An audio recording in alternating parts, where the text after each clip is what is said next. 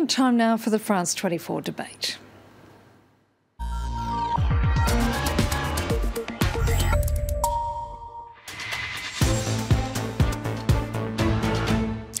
Hello and welcome to the France 24 debate. I'm Yann, filling in for François Picard. Well, according to US President Donald Trump, this man is a, quote, fantastic guy. I'm talking about Egyptian President Abdel Fattah al-Sisi, who was the first leader in the Arab world to congratulate Trump on his election victory. He's a fantastic guy. He took control of Egypt, and he really took control of it. And I thought it was a great meeting. We met for a long time, actually. We had a long meeting and got along. There was a good chemistry there. You know when you have good chemistry with people, you're the king of that. And there was a very good chemistry, good feeling between us. And as the American leader pointed out, the two had indeed met last September during his election campaign, and today they've reunited in Washington. Shirley Sitbon takes a look at what's on the agenda for discussion. President al-Sisi and Donald Trump had their first meeting even before Trump was elected president. When the Trump administration settled in the White House, al-Sisi's name came up in the first press briefing. Earlier in the day, the president spoke with Egyptian President al-Sisi. They discussed ways to deepen the bilateral relationship and support Egypt's fight against terrorists.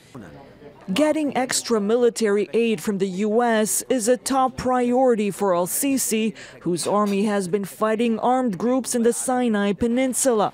For Trump, Egypt's war on jihadist militants is central in the fight against the Islamic State group. I think the key topics on the agenda will be fighting terrorism and Egypt's war against terrorism in northern Sinai, along with the intelligence cooperation between the two countries. Sisi's visit in the White House is the first since he took power in 2014. Trump's predecessor, Barack Obama, had always kept the Egyptian president at a distance due to his poor human rights record. But for Trump, Sisi is the man who brought back stability. The Egyptian leader can also play a crucial role in settling the Israeli-Palestinian issue. But first, the U.S. president may have to reconsider some of the promises he has made. Trump's serious consideration of moving the U.S. embassy from Tel Aviv to Jerusalem will cause a great deal of embarrassment to the Egyptian administration. After Sisi, Trump will host King Abdel. Like Egypt, Jordan has a peace deal with Israel, and the Jordanian leader could strengthen efforts to resume peace talks. And joining me to discuss this critical visit is William Jordan, a former director with the US State Department. From Washington, D.C., Michelle Dunn, a director at Carnegie's Middle East program. And by Skype from Orlando, Florida, Ashley Ansara, the executive director, or member rather, of the American Middle East Coalition for Democracy. And we're hoping that later in the program we're going to be joined from Cairo by Khaled Daoud, the president of the opposition party Al-Dastur. Thanks to all of you for joining me. William, let me start with you. Different presidents, different stories. Of course, Barack Obama keeping al-Sisi very much at arm's length because obviously Washington taking a rather strong stand, perhaps not as strong as some would like, but certainly a stand against Egypt over its human rights record. This administration, however, seems to be doing the complete opposite. Well, for a very simple reason. This administration considers the struggle against the Islamic State to be its #1 priority in dealing with the region. And if there's one thing that President al-Sisi is definitely on the same wavelength as Donald Trump, it's having to do with fighting Islamism, whether it's the Muslim Brotherhood in Egypt or groups like the Islamic State. Just remember, Egypt has also been operating to a great extent outside of its own borders in Libya, which is something that that the Trump administration, and indeed the Obama administration before it, quietly endorsed and agreed with.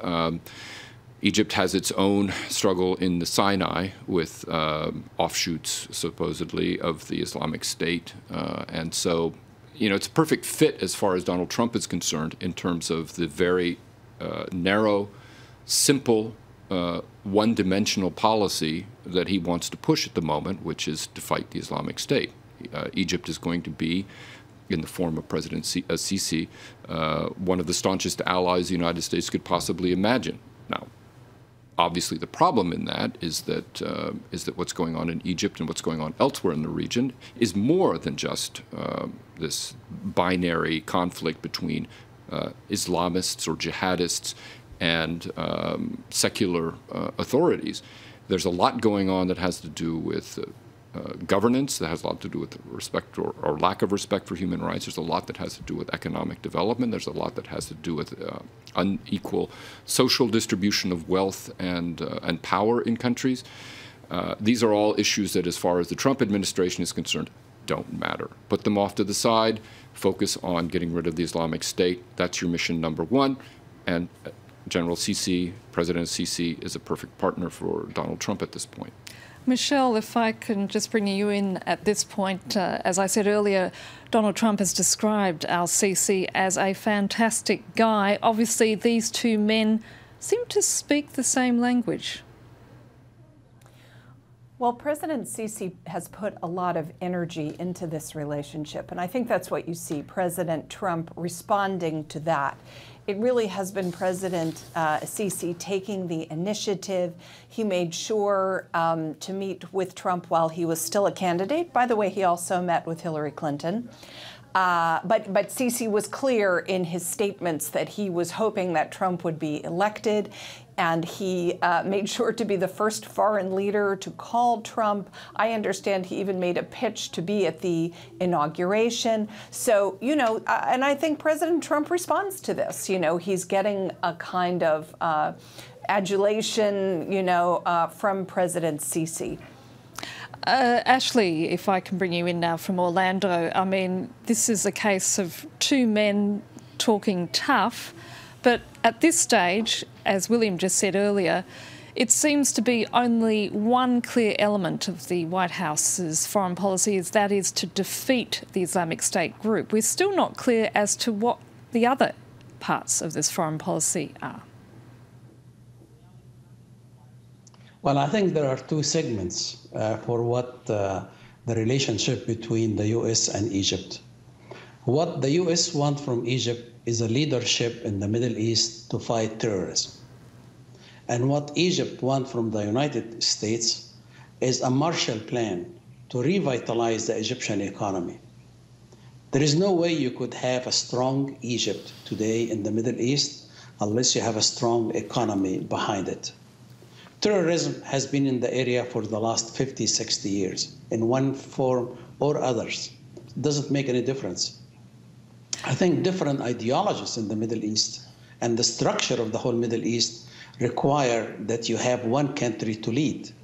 President Trump feels that Egypt, with their secular type structure and society and culture, may lead very well and the number of population. But again, weak economy will not give Egypt the strength that they want for the fight. Khaled, coming in from Cairo, can I just ask you this?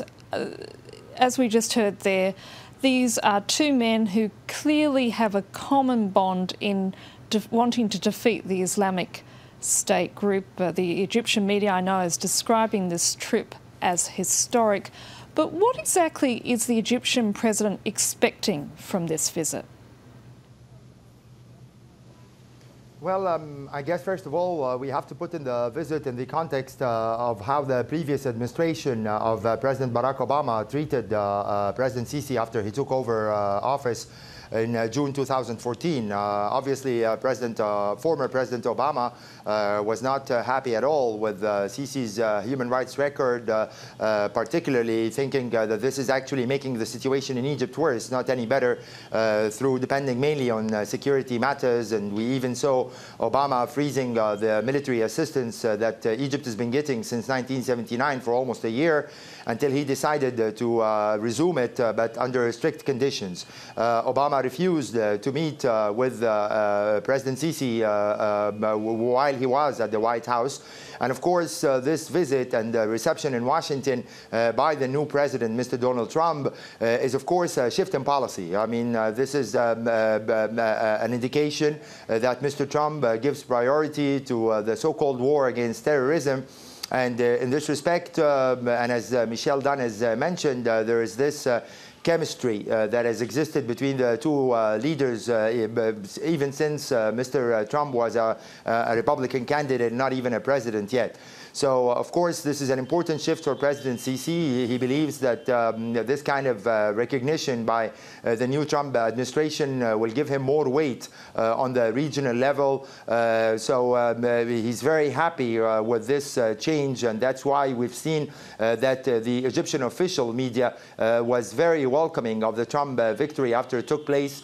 And of course, they did not want someone like Hillary Clinton to be the U.S. president, because they felt that she's going to continue with the Obama policy. So he's looking for more military support from the United States in the fight against terrorism, especially in Sinai.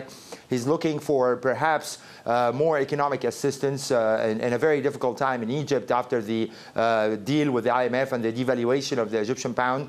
And of course, he wants, of course, U.S. help as well in other regional issues which are of importance for Egypt, namely the situation in Libya, where we have basically a disintegrated state with lots of different groups and members of the Islamic State fighting in Libya.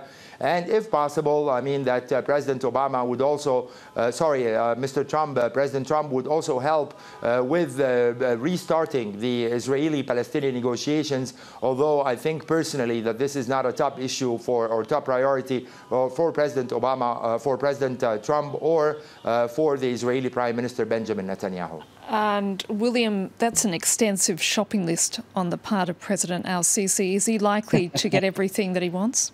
I don't think so. I think in part because at this point there's a lot of flux in Washington as far as how the budget is going to be redivided, and with all of this talk about the State Department taking a big hit, I can easily think of some things like the Middle East Partnership Initiative being slashed to the bone, if not eliminated entirely. But I mean, with Egypt getting well over $1 billion in military and economic assistance, I mean, with King Abdel from Jordan, another major recipient of American assistance, coming to the White House in the next few days,